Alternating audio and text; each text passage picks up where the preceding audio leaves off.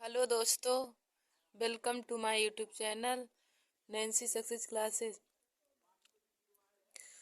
आज हम सभी लोग क्लास 12 की विषय फिजिक्स के कुछ महत्वपूर्ण परिभाषा के बारे में अध्ययन करेंगे जो हर बार ही बोर्ड एग्जाम की परीक्षा में पूछे जाते हैं और ये हमेशा लगभग 10 से 15 नंबर में पूछे जाते हैं। तो आज आप सभी लोगों का यह वीडियो देखने के बाद 10 नंबर पक्का हो जाएगा। तो हमारा पहला हेडिंग है फ्लेमिंग के बाएं हाथ का नियम लिखिए।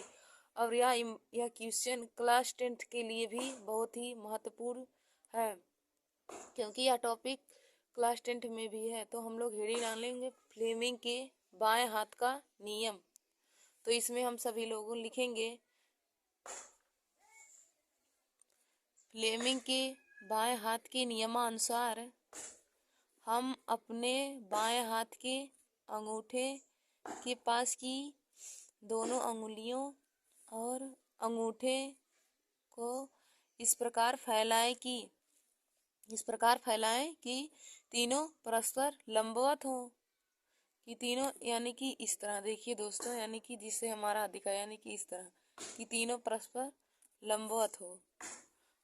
तो अंगूठा अंगुली बल की दिशा को दर्शाता है तथा मध्यमा अंगुली धारा की दिशा को एवं अंगूठे के पास की अंगुली चुंबकीय क्षेत्र की दिशा को बताता है। तो इसे ही हम सभी लोग फ्लेमिंग के बाएं हाथ का नियम कहते हैं। देखिए दोस्तों, यह क्वेश्चन क्लास 10 और क्लास 12 के दोनों विद्यार्थियों के लिए ही महत्वपूर्ण है। जब मैंने बोर्ड एग्जाम की परीक्षा 2023 में दिया था, जब मैं 12th में थी, तो मेरे में भी यह क्वेश्चन आया था और मैंने बहुत अच्छे तरीके से इसे लिखा था।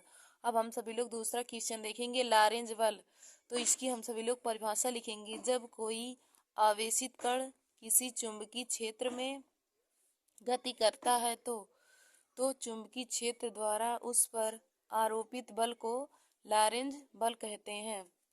लॉरेंज बल F इक्वल टू होता है QVV, यानी कि Q आवेश होता है, B विभवांतर होता है और AV होता है विद्युत क्षेत्र चुंबकीय क्षेत्र की तीव्रता। अब हम लोग आगे देखेंगे फ्रिंज चौड़ाई। तो इसमें लिखेंगे दो क्रमागत दीप्त तथा अदीप्त फ्रिंजों के बीच की दूरी को फ्रिंज चौड़ाई कहते हैं। इसे कैपिटल W से दर्शाते हैं। तो इसका फार्मूला होता है फ्रिंज चौड़ाई का, capital W equal to capital D lambda upon small d, जहाँ पर कैपिटल W फ्रिंज चौड़ाई और कैपिटल D स्लेटों से पर्दे तक की दूरी और लैम्डा प्रकाश की तरंगदैर्घ्य और स्मॉल d स्लिटों के बीच की दूरी है। देखिए आगे दोस्तों, हम सभी लोग फ्रिंज की चौड़ाई से संबंधित एक सवाल को भी लगाएंगे। तो यहाँ पर हमारा क्वेश्चन है, यंग के द्विलिष्ट प्रयोग में स्लिटों के बीच की दूरी 10⁻³ मीटर तथा स्लिटों एवं पर्दे के बीच की दूरी 3 मीटर है। यदि फ्रिंज चौड़ाई 2.1 × 10⁻³ मीटर है तो प्रकाश का तरंगदैर्घ्य ज्ञात करो। देखिए दोस्तों, अब हम सभी लोग बोर्ड के एग्जाम में ऐसे ही लिखेंगे। तो यहाँ पे हेडिंग डाल लेंगे दिया है में जो क्वेश्चन में जिस चीज की वैल्यू दिया रहेगा उसको हम लोग लिख लेंगे। तो यहाँ पे स्मॉल डी का मान दिया है 10⁻³ मीटर और कैपिटल W का मान 2.1 × 10⁻³ मीटर और कैपिटल D का मान है 3 मीटर। तो हमें क्या ज्ञात करना है, यहाँ पे हेडिंग डाल लेंगे। तो लैम्डा यानी कि तरंगदैर्घ्य का मान ज्ञात कर, तो तरंगदैर्घ्य इक्वल टू हम लोग लिख लेंगे क्वेश्चन मार्क। अब यहाँ पे हल हेडिंग डालेंगे। तो हल करेंगे तो फ्रिंज चौड़ाई की सूत्र से होता है W equal to D lambda upon small d।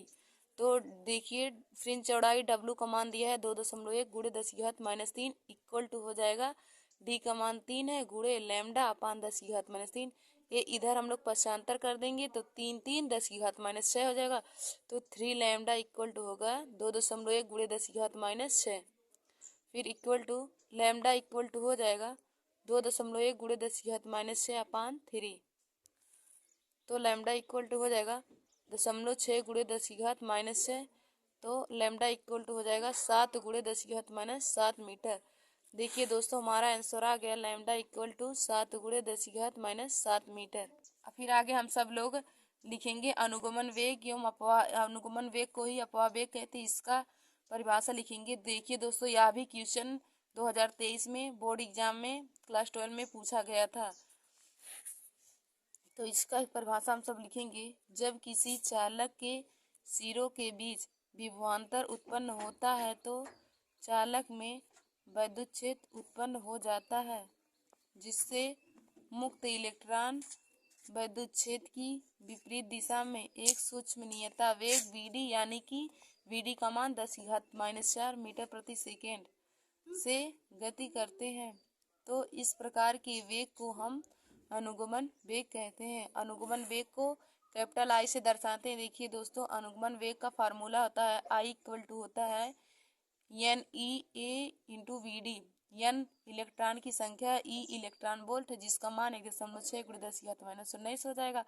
और A क्षेत्रफल है और VD वही विभवांतर है। थैंक यू दोस्तों। ऐसे ही हमारे वीडियो को देखने के लिए आप सभी लोग हमारे YouTube channel Nancy success classes को सब्सक्राइब कर लीजिए और लाइक और शेयर करना ना भूलिए। धन्यवाद दोस्तों।